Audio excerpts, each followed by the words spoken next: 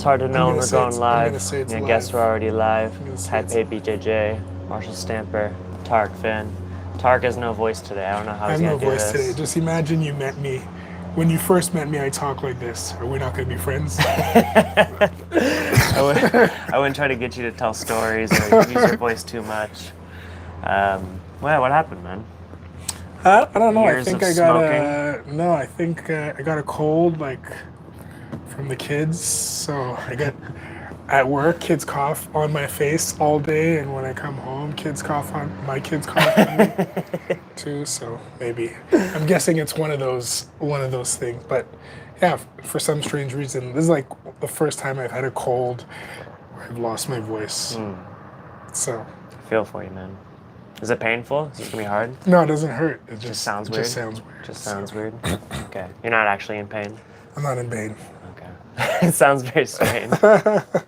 We have a lot of things to talk about today. We're current events guys. Today we're psychologists, and today we're medical professionals, and also I would say fashionistas. Scientists, yeah. Conor McGregor, our favorite guy to talk about. Connor McGregor. One time he was thought to be like one of the best fighters ever. And how many years has it been since? It's been 3-4 years. Since he was the best? 6-7 years. It's been a while. Yeah, he's been out for a while. He's been out for a while. He's been partying. When did he fight Cowboy? When was that? We gotta look it up. I'm not sure. I'm thinking that was. He had a great comeback. That was the last time he looked great. Was when he came back. He fought Cowboy Cerrone. We're getting the date for you. He came back. He did something I've never seen in a fight before or since. He was in a clinch and he messed him up with shoulder strikes. Yeah, when was that? UFC 246. Hold on, when was the date? January 2020? Yeah, I think that's it. Auspicious date. Yeah. Okay, so right before the world collapsed, Conor McGregor looked amazing. Then we had a pandemic and he hasn't looked good since. Maybe unrelated. I don't know. He had an incredibly successful whiskey company, Proper 12 Whiskey. Supposedly he made billions of dollars on this. He may have sold it for hundreds of millions of dollars. Yeah. I'm not sure if he sold it completely or what. I was reading somewhere that he was selling his share for something like 300 odd million, or that was in the talk at the time. So I don't know if that's where it finished. Message us. Can you hear him?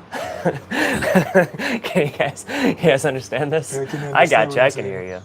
You're doing a great job. So what do you think? What do you think Conor is? What are his prospects for becoming the next champ? I think it's incredibly hard to believe that Conor McGregor can come back, not just from like being rich, but from like catastrophic leg injury in his last fight with Dustin Poirier. That was a rough leg injury. And taking steroids and partying for years. Yeah, I don't know if you can come back from a leg injury like that. No, nobody's really done it, right? Like Anderson didn't really come back strong. No, but it's hard to say. Right. He was already kind of at the end of his Chris Weidman's like looks shell shocked. Yeah. You know. Yeah. And it's crazy that this happened to Chris, or Conor happened to Silva. Yeah. By Weidman, and then Weidman gets injured the same way. It's only happened 3 times in the UFC, I believe. Anderson Silva broke his leg on Chris Weidman's leg, and then like a karmic transaction, Chris Weidman broke his leg on I think it was Uriah Hall, and then Conor McGregor, he supposedly had an ankle injury going into the fight. He threw a kick, stepped back, and his ankle totally nastily. Yeah, it was like a mid shin, just the whole thing just collapsed. Yeah. Disgusting. And since then, he's much bigger now. He definitely took steroids, as he should. That's a great use of steroids. Is you break your leg, you want to come back strong. Come back quickly. Yeah. I don't mind that. But what worries me is all of his videos are partying. You know, that's never a good sign for a fighter. Yeah. He's not always in the gym, and it could be bait. Like he could be spending 23 hours a day in the gym, and then when he goes out for that 1 hour, he brings a camera crew. That seems like something like Floyd used to do. Yeah, but I think Floyd didn't drink, right? Is that true? Like he would go party, but like drinking water. Yeah. Like Conor's known for probably actually drinking whiskey. There's lots of videos of him like cage side at fights, like real jittery, touching his nose. get my drift. Just talking to people. You see him likes talking to The Ronaldo. nose candy. Yeah. He sits down next to Cristiano Ronaldo, and Ronaldo's just like this. Like Connor sits down, starts talking. Ronaldo I like that. is doing this to him. Yeah, I like that about Connor though. Like just try. he's always Connor. Like from his early notorious documentary till his rise. Like It's fantastic. Notorious documentary if you haven't seen it. But he's That's always like been prime, that like it was so prime. good. But he's always been that guy. Like he's always Crazy. like a larger than life personality. He's not worried about talking to anybody. So why would I would assume that a guy like Connor is not gonna like feel shy to talk to a guy like Cristiano Ronaldo. He's just gonna go right up to him, and just like talk. So here's the fucking thing, mate. What? Huh? That was good. Yeah. So what do you think? So the news this week is that he's called out Michael Chandler. They coached opposite on the Ultimate Fighter reality series. At the end of the Ultimate Fighter, you're supposed to fight, but this one there's a lot of weird stuff going on. They never had an agreement, but it was kind of assumed and it never happened. And just this week, Connor released a video saying it's gonna happen at 185 pounds. They're both lightweights. Do you think that's real? You think it's really gonna be 185? I don't know if anything's real. I have no idea. I can't tell anything. And that's the thing, it's like until it's like the UFC posts it, that's like a step towards being real. And what's only real is if they enter the octagon. And part of me thinks we'll never see Conor McGregor enter the octagon again. A bigger part thinks we'll never see him win in the octagon again. And a smaller, brighter part of me hopes I'm just so wrong. And he comes back and destroys everybody. Double champ again. Middleweight, Conor McGregor, middleweight champion. Yeah, do he starches Sean Strickland? I mean, it's possible, but That'd be it's not likely. Nah, my money's on he never wins again. Hopefully he can do some grappling matches. I think that'd be awesome to see. Hopefully he does training videos and puts out, he could put out like training DVDs, like BJJ Fanatic stuff. Like people would love that. Conor McGregor punching secrets. Like he could do stuff, but like I don't think he should fight Michael Chandler. Yeah, I think it seems like he wants to compete still. So. Yeah. Because there's nothing better, right? That rush of an arena. I want to see that competition. If he does, it would be great. I want him to. Yeah, I want him to. We always pray for greatness. I mean, Michael Chandler. But if you want to be great, drinking whiskey. Michael Chandler is steady training, but he's not a spring chicken either. That's true. Michael Chandler's not young. He's lost a couple fights. He has a lot of miles. Gotta be like one of the most dangerous guys. And it is an interesting fight stylistically because Chandler's a big looping punch guy, which makes him so fun to watch. He just charges and loops. And McGregor is like a straight up counter striker. Surgical striker. And so that's the perfect. Yeah. If McGregor is in peak form, it actually is a great style for him. But if he's been slipping, like I think then I think he gets knocked out terribly. And we haven't seen that, right? Michael Chandler. He hasn't lost by terrible knockout. No, Michael Chandler, 37. 37, yeah. And still dangerous. It's a healthy 37. He doesn't have a whiskey company. Connor, 35. Well, Connor's only 35. Yeah. I didn't know. Yeah, he's only 35. He has a lot of miles on him, but I think Chandler has way more miles on him. But the broken leg is a huge X factor. Yeah, if he's not comfortable throwing that kick, even just a little bit, like say he throws like a weak kick, because his mental grit has diminished, and he throws it, and he kind of hesitates, and then eats a big looping punch. That's it's not a crazy scenario. He has to believe in that leg. Oof, how could you? And throw it. Yeah. So has his new lifestyle removed Connor's grit, do you think? I think so. I think it's hard to be a gritty billionaire. That comes and goes, yeah. I do. I think. So this is like an interesting topic that came about from a Grappler's Diary post. He's one of our favorite guys on Instagram. He just posts some jiu-jitsu lists, the five things. And this one was, I don't know. Things that make you good at jiu-jitsu. Things that make you good or can help you be good. Yeah.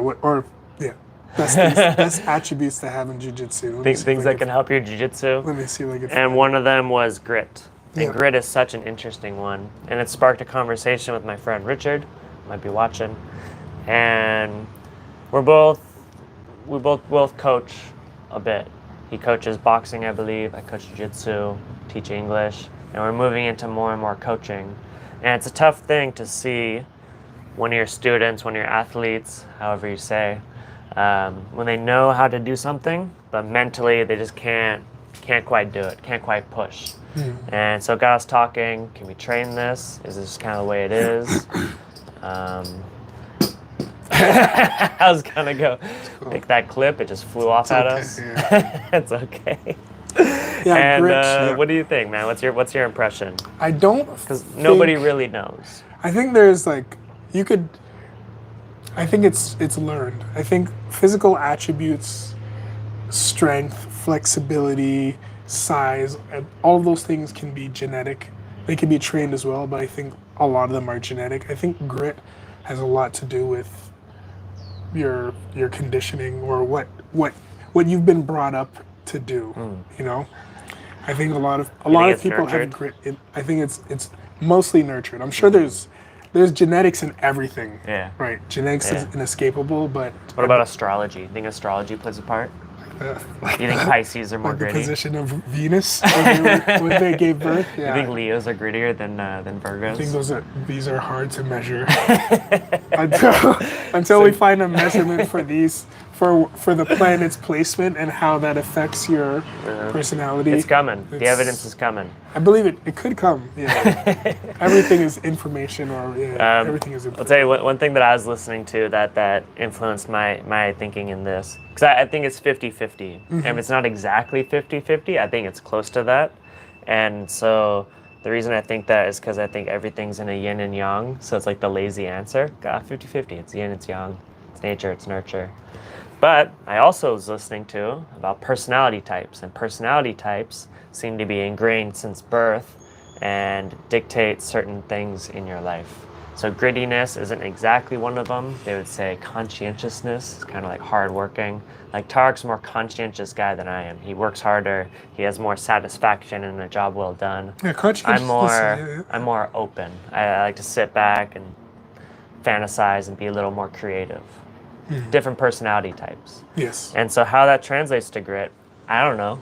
But at the end of the day, the only part of this we can focus on, the only part of it we can train, the only part of this equation that has hope is if we say it's something you can practice.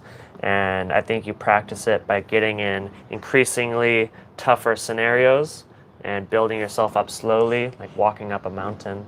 And I think that if you stop training in tough ways, I think it can slip, as we will see in Connor McGregor never fighting again. Yeah, and also part of grit, I think, is like, so to me, grit is like, if you break it down like super basically, just being able to suffer. Yeah. Like just embracing, you don't even need to embrace it.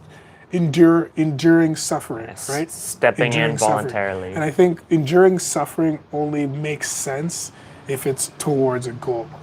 So A big goal. yeah, early Connor, like he's in the fighting game because he wants to make a lot of money. Yeah. Right? Money and titles. Yeah, and he's achieved both of those things. Yeah. More than anybody else. Yeah.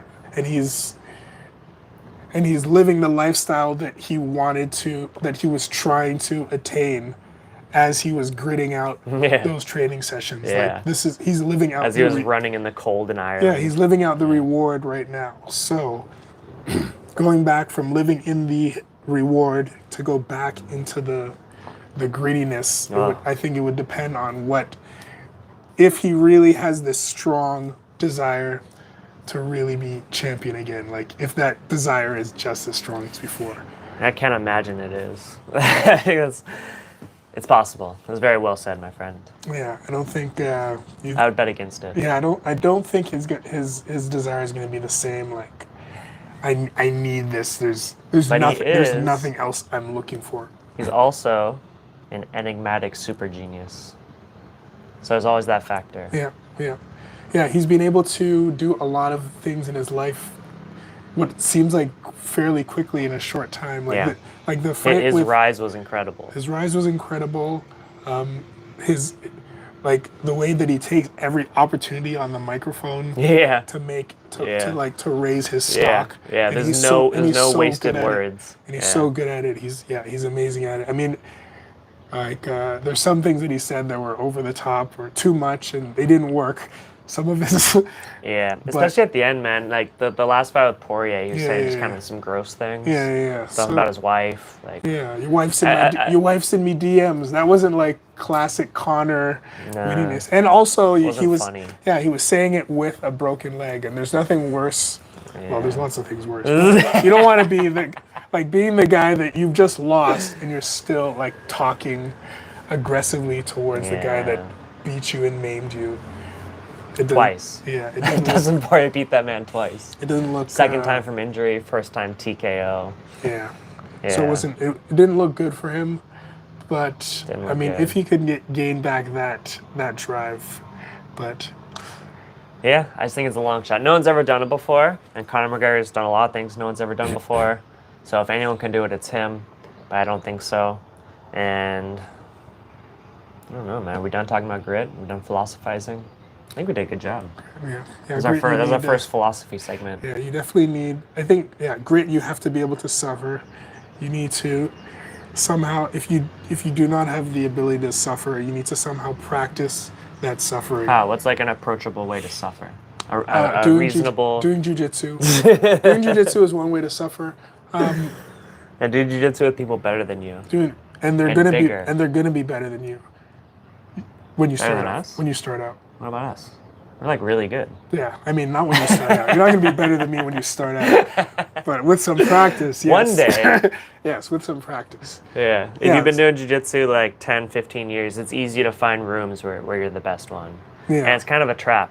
Yeah. That's something that we definitely know very well. Yes, I only train in rooms where I'm not the best. I'm Yeah. not the best one. And that's why we're good training partners, because Yeah. we're still competitive. Yeah. You know, if I get the better of Tahric, don't put your money that I'm gonna do it twice. You know. Yeah. And so another thing that we've been doing, going to Geek Base Wednesday nights. That is suffering, man. That is like a scary room now. yeah, it's gritty, and It's organically become like the toughest roles in Taipei. I agree. Yeah. I feel beat up after the Wednesday night. Every time. I'm not sore in a, right not now. in a, Now it's not Friday a terrible morning. way. I'm not injured, but yeah, my muscles Yeah. are sore. I We feel work hard. I was bumped around in there. Yeah, it's good. And just in general in life, like grit, I think it depends on. Like so just speaking about Geek Base, Mm-hmm. this Japanese guy Kua, we were doing side Legend. control drills, Legend. right? And him just being in side control hurt enough for a moment, or quite a few moments, where I thought, should I tap to just this pressure that he's putting on me? But It's I know, incredibly hard to do. and I know that this is not going to injure me. It hurts, but it's not going to injure me. So I'm not going to tap, Yeah. like things like that. But I can do that, but I might not still be able to sit down for 2 hours straight and do some accounting problems. You know, I don't have That's a good example. Yeah, What about cold shower? You got that grit? cold shower is not bad. I prefer heat. Of course. Yeah, I prefer sauna. Of course. Yeah, but yeah, I don't like the cold shower. That is grit. That is grit for sure. Yeah, like these are all. That's a grit I've been working on for like 10 years. Yeah, these I've are made all very little things you progress. could build. You could build on these things, but yeah, grit. It can be in different areas, you know. And do you think it's transferable? Like developing grit for cold water helps you in, I don't know, talking to girls? I think That's something that all guys struggle with. Yeah, getting rejected. Standing up to yourself in the workplace. Yeah, and these are painful things. Like this, Or even just a little this scary. mental anguish can sometimes be physically painful. Like, What about the grit of starting a live show every Friday morning, live from Taipei? it's a little bit of grit. A little bit of grit. You gotta keep doing it. It's a little even when it's- embarrassing. Yeah, you gotta keep doing it even when sometimes you don't want to. Do you ever not want So- to? Yeah, sometimes I don't want to get up. You wake up like, Yeah. Ugh. I think, oh man, I gotta start start getting ready, and I have to. Yeah. Yeah, Sometimes packing the bag and getting out I of don't bed. want to do that. Getting out of bed is a nice level of grit. I definitely go back and forth on this. And a big reason why I live in Taiwan is so I can play this game of like, oh, I could sleep all morning if I wanted to. Yeah. It's an incredible privilege. Like in your 30s, being able to like I could sleep till noon if I wanted. Yeah. And part of grit is I never do it. Just I get up, I do things, doing this. Look at me. Oh, Kerry Morgan. What's up, Kerry? Here for the Aljamain talk. Aljamain? Okay, that's a good one. Do you know about this? You saw him, Yeah, speaking? I saw it. So he was in a grappling competition. Yeah. Fury grappling. Ago. Yeah, and it turned out to be kind of like the regular grappler competition. The guy wanted to win, and the problem with a lot of competitions in grappling is it's easy to win in a very boring manner. Yeah. It's a good strategy. Yeah, if you want to win. If your only goal is to win. Yeah, don't be exciting. Yeah, if your only goal is to win, being exciting is not always the best path to win. And these guys came at it kind of similarly. Like Aljamain was doing that too. He's being pretty conservative. Yeah. But Aljamain Sterling's a very good wrestler, so he was standing up. He was going for takedowns and passes. He was staying in his safe area. The other guy is a guard player, and he just sat down, and they just kind of sat, like in this kind of frame, scooting, backing up, stepping forward, backing out. And it was a very boring match. Very conservative. It wasn't. And I don't know what the deciding move was. Did the guy get a sweep or something? Do you know? I think he attempted an armbar.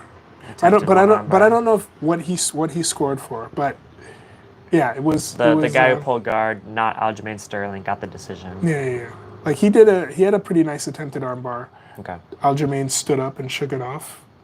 But yeah, it was. So Aljamain at the end, he gives a speech. Do you remember the speech? Yeah, it was pretty impassioned. I recommend everyone check it out. Aljamain Sterling, Fury Grappling. We can summarize it for you. He was just very impassionately being like, "Yo, this is nonsense. How did that guy sit down and win a decision? This is crazy. This is not real. I don't know exactly his phrasing. It would never be. It would but never a lot of people have this. To a real fight. This has never been a real fight. You can't scoot around. Never let a man. He also said, never let a man drag you around by your ankles in front of your wife and kids. And this is a common feeling in jiu-jitsu, especially in high-level grappling, because you can just sit down, play conservative, and grab ankles. And so one way a lot of tournaments are trying to negate this, and I think it's pretty good, is if you just sit down, you get -1 point, you get penalized. But if you have control over your partner and pull them into your guard, then it's okay. So it's not and even. I think like, that's reasonable. Yeah, it's not even like a straight guard pull. It's almost like it has to be like look like a submission attempt. Like I'm trying to pull him down into triangle. Pull him into butterfly guard, like we've been doing. This is like my main move now. You pummel with a guy and get an overhook and head control, stick in a butterfly hook, and sit down straight into butterfly guard. It's great for rubber guard. It's great for sweeps. If it's combat jiu-jitsu or MMA, it's very hard for them to land strikes, except a little bit to your ribs. And as they're doing that, rubber guard opens wide up. We just had a butterfly fly by. This place is incredible. Adding credence to our magical words. Yes. And so this was his main point. You should be penalized if you play like that. And he's got a great point. I think it's reasonable. I mean, it's not jiu-jitsu strictly, but if you want a more exciting sport that people will actually watch, it needs to have movement. People need to be moving around. People don't really want to watch two people standing in front of each other or stalling each other out. Because this is a counterpoint to Aljamain, is he's done grappling matches before where it's just two guys wrestling and they get no takedowns, and that sucks too. I think that's the same thing. Yeah. If a guy's unwilling to pull guard versus a guy who's unwilling to stand, I think both of those extremes are kind of nonsense, and we should be in the middle where you're open to wrestling and you have some sweet guard pulls that are legal, or your guard is so sick that you'll take that penalty because you're just gonna sweep them, get on a leg, something like that. I've done that before in competition. Yeah. ADCC Taiwan, I just took the minus and swept them and got points. Yeah, you gotta. I think a penalty for just sitting is reasonable. Yeah, I think there's a place for both of them. Like, I think for local tournaments, guys coming up learning jiu-jitsu, I think it's fine to learn just points. You're not there to entertain. You're there to learn a martial art. Yeah. But anytime there's a show where people are going to watch the show, We want people to pay money for tickets. The rule set needs to, needs to favor more movement. You can't action. Yeah, it needs to favor action for sure. What do you think about stalling points? You like that? Taking points The or UFC giving Fight points? Pass, we detailed this in a previous video.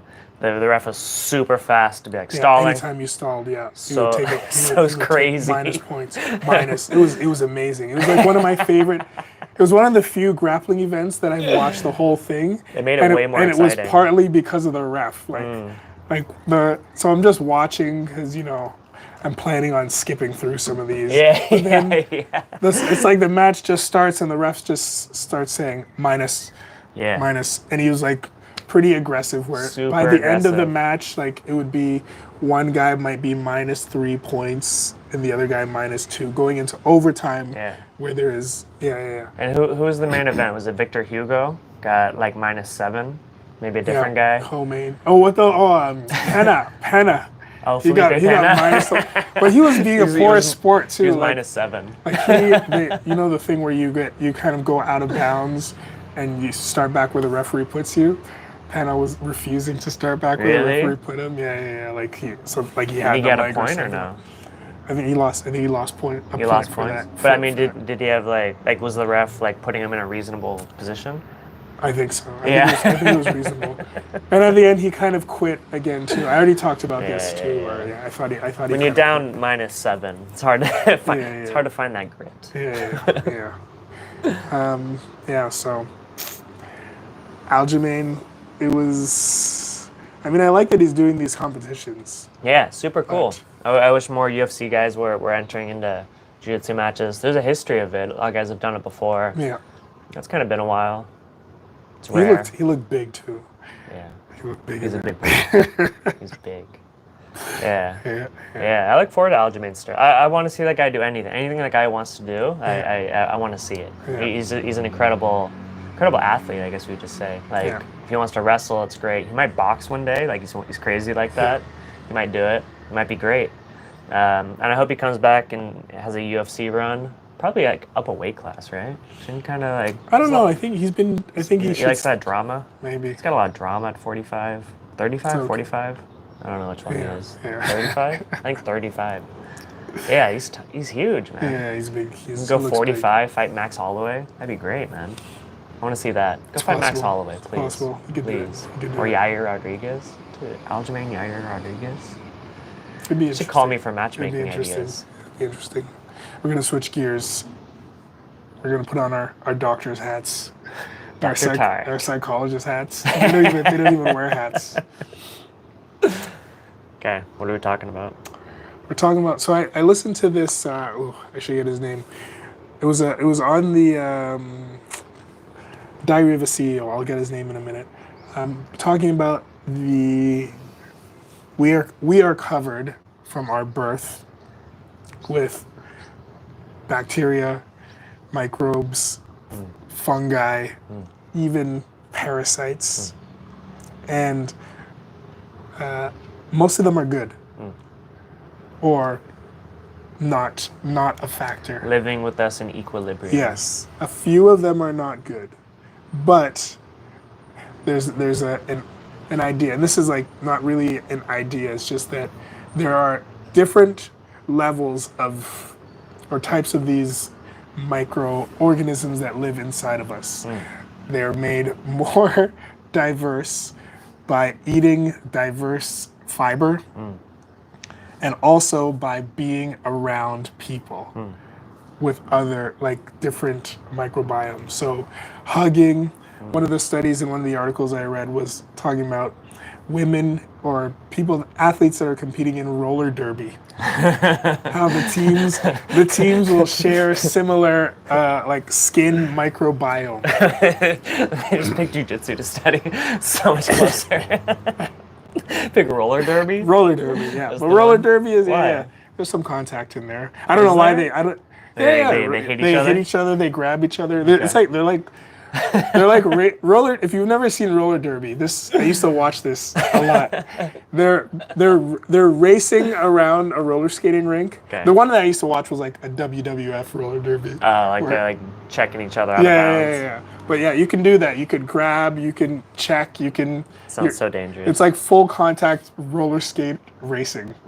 Yeah. So they studied roller derby Because they come in contact. They come in contact. And the idea is like some of our we call it chi in the world.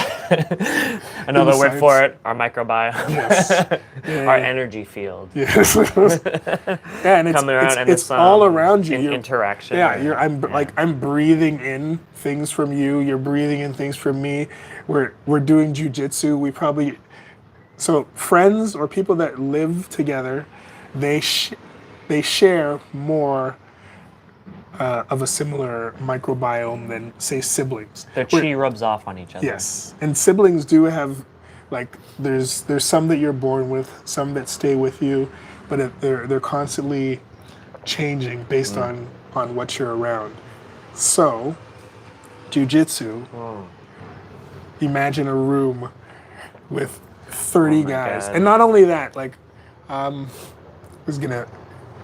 So talking to a friend today, how there's the president of your great country has declared a medical emergency, mental health emergency. Really? Yes. It was official? Yeah, I don't know what this means. You said the words? I don't know what that means, but it's something like They're putting $1 trillion towards shooting mental health. Yeah. So yeah, people not being able to get access to mental health. Okay, I like the sounds of this. Things like that. Support this idea. Yes, and it's true. It's really hard to find like therapy. It's really tricky. Really. So the idea is that we are, I think, mainly, and it's been going up, or there's been an exponential rise, especially since COVID. But what I think COVID, mental health. Yeah. Yeah. And I think because COVID made people crazy. And isolated. That's exactly what it is. Is that what you're getting at? The social isolation. And yes. The microbiome isolation. There's social isolation, there's microbiome isolation, which has to do with your overall health. Yeah. That's important. It affects your mood. Do you think that's why we stayed healthy? Is when COVID happened, everyone isolated and we just invited all our friends over to touch each other? I'm sure that's part of it. Strangle each other. That's part of it for sure. I'm definitely sure that's part of it. I think that's part of it. Yeah. I think it's possible that we probably lost something from having masks on those years by not being able to. What do you think we lost? Just that freedom. That soup that we're always swimming in. Yeah. So it's weird, but yeah, just the idea. So guys, people getting together in an environment where you're actually physically touching, and you can be around people that are healthier than you, and possibly reaping some of the benefits from those people. Wow. Especially for people who say live with, less healthy people. Yeah. Even maybe if you work with less healthy people. Even living by yourself, your whole biome, your whole system, like in your stomach and on your skin, will have less diverse bacteria and which I'm into. I'm living by myself for the first time. I'm finally getting rid of all these other people's biomes. Sure, maybe sometimes you want to wash the other people's biomes off. You gotta cleanse.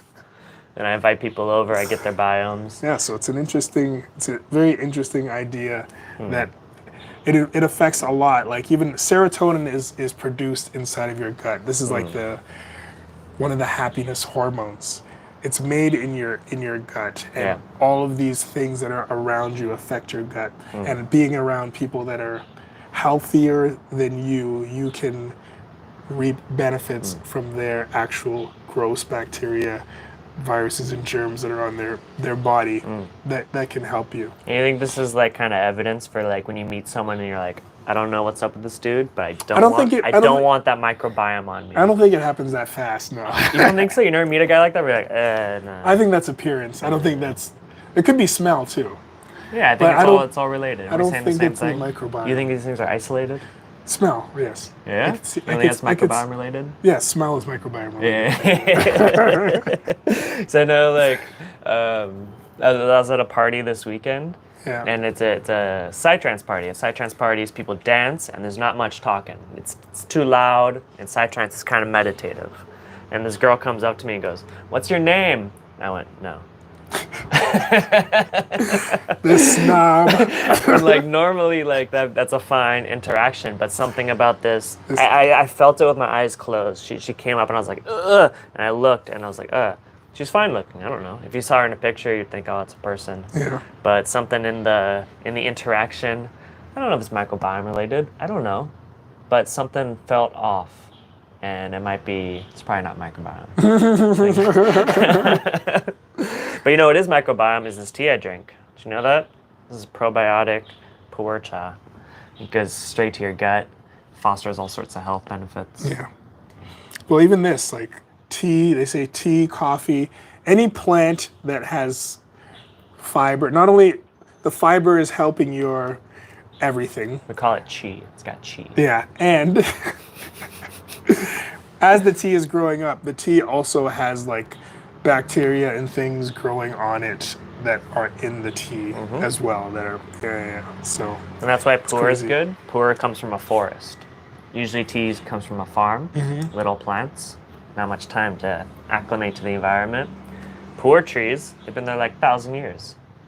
They're in their element. What do you mean? Like it's a forest. Like you go to where this is from. Like an oak tree, like a tree like that. You start pulling the leaves off of it. Yeah. Okay. Like you go to the forest. My buddy went there and he's like, "Hey, which one are the tea trees?" The guy stops and goes, "All of them." How big are they? Like forest, like Really? Covering, like totally in shade, like full trees. Only this style of tea. Interesting. Because you see the farms in Taiwan. It's they're like, short. Yeah. So pu'er comes from a giant tree. Sometimes, you know. It's cool. Sometimes it's just marketing. Yeah. It can come from. I can't imagine. Like this tea is only found from foraging. Yeah. Only foragers find that's this. what they call it. This There's a name warehouse. for that. Wild growth. Yeah, Something like that. Okay. There's distinctions. That's cool. It's not, what comments we got? You saying anything? This one is hidden behind the heart. And I'd rather be outside says, I believe he's fighting Qatar. Qatar? Calvin Kattar? Okay. Who's fighting Calvin Kattar? Aljamain? Aljamain? Please clarify. Is that true? Please clarify. I'd rather be outside. Please clarify. That'd be cool. Conor McGregor and Calvin Kattar? That'd be cool too. Carrie Morgan says, anything against comfort you choose is good for mental fortitude. Phil says, I'm here before Tahric needs to start communicating by sign language. Yeah. You know sign language? I don't. Let me see. You know a little bit. I don't. I think, I love you? There you go. American Sign Language. I think this is I love you. Okay. Yeah, that's all I know. Nice. It's a good message for the people. Yeah. We have anything else to talk about? We done? I think that's good. Yeah? Let's You want to roll? Let's roll. Train. It's good rolling weather? Yeah. Okay, let's roll. What are we working on these days? Been working on the homie control, but I haven't. When I took it to Geekbase, I didn't get it. Yeah, Geekbase is too hard to bring. Guys were not letting me get the underhook.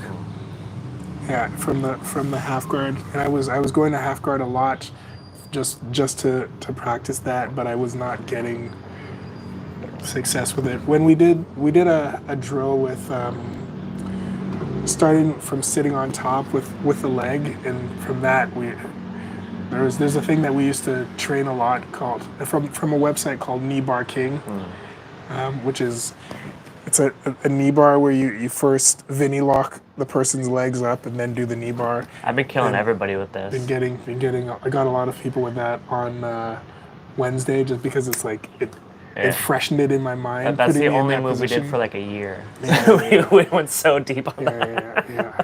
That was like what, COVID time? Maybe. Yeah. We're just like, I don't know what's going on in the world. It was we're satisfying, doing one knee bar. Because this is such a satisfying feeling. Yeah. Let me show the people the locking your difference. feet together. So any leg lock, we have it between our legs. A knee bar, a normal knee bar, come down like this and just pinch. The one we're talking about, come across, grab. So now this is locked in. Come around like this. Totally locked with our legs. And then we come up and it's an easy knee bar. That's the king of knee bars. It's really like the best leg lock. It is the best. It's the most secure, it's the most humane. It's so secure. It's so easy not to hurt your partner.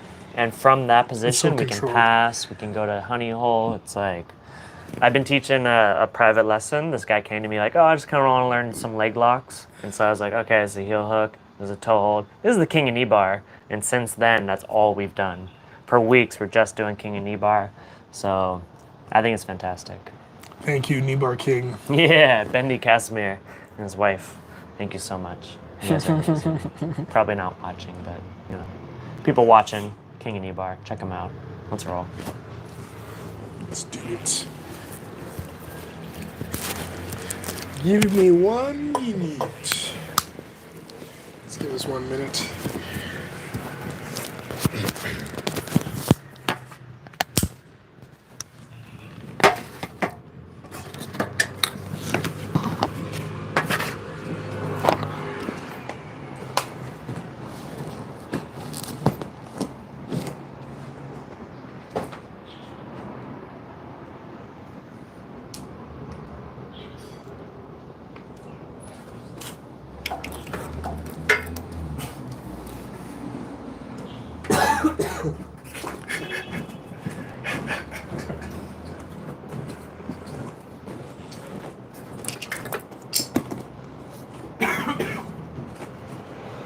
Secure my cold. This Saturday, I'm teaching jiu-jitsu in Taipei. I did a terrible job marketing this class, so no one's coming.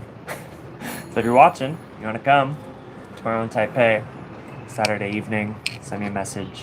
We can train. I booked a gym, and no one's coming, so it's a good opportunity. I forgot my shorts today, so I'm a spats boy. So embarrassing. I'm spats guy today.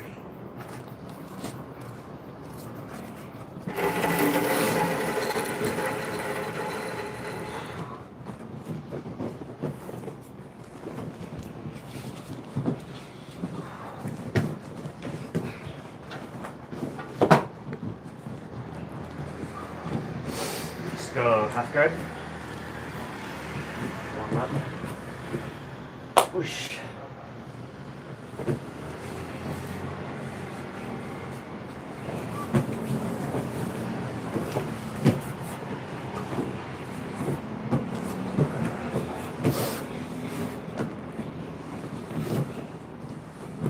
Oops-ah.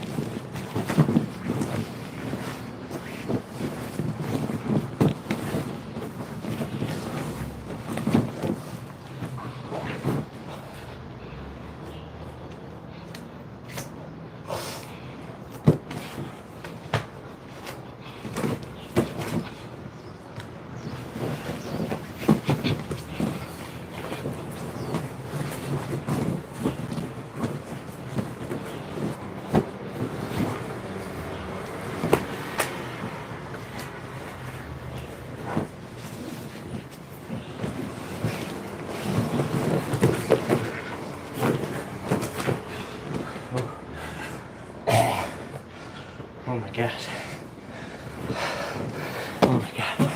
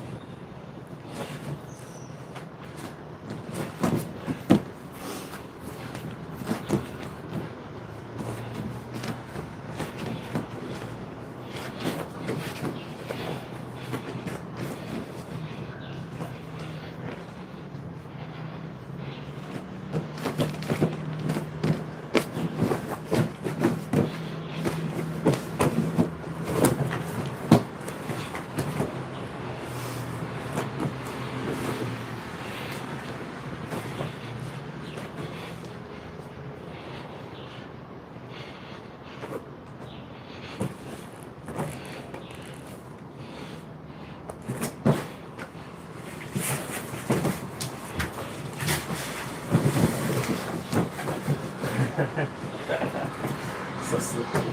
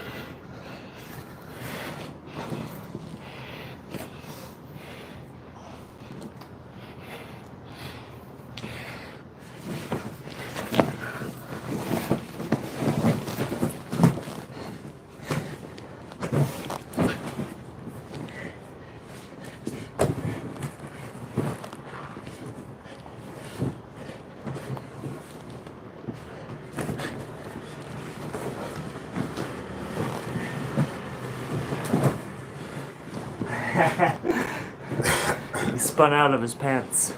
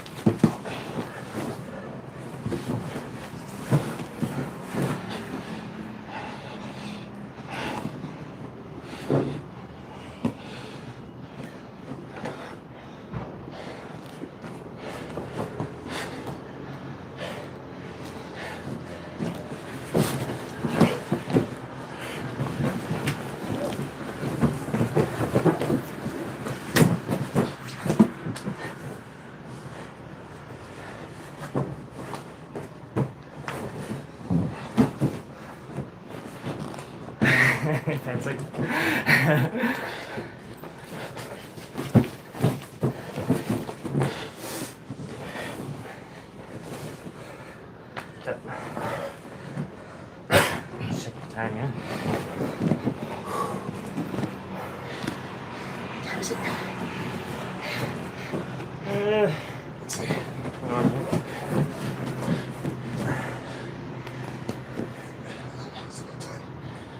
11:57. Okay, all done? Yes, man.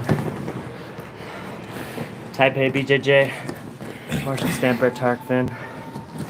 Thank you. We increased our grittiness. Thanks for watching. Go get a healthy microbiome, please. We need you.